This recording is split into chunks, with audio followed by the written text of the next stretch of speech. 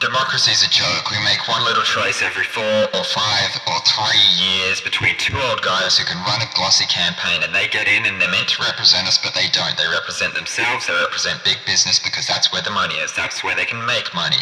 The IMF and the World Bank make foreign countries sign conditional loans, giving up all their goods for less than their worth, all so they can make money. So what's wrong with this? Why should we care? We've got our MP3 players, we've got our internet pornography, we've got our jobs, our cars, our mortgage. Why do we care? Well, because of the mental stress of knowing just how the world works, just how we've got our lifestyle, just that it's all a lie, just that this isn't really democracy.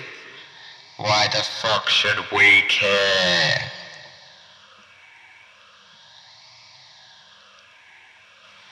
Sure, we could riot in the streets like the French do.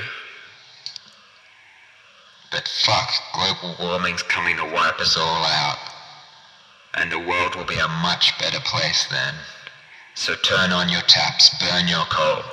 Switch on every light in the house, 'cause I don't want to see you tomorrow.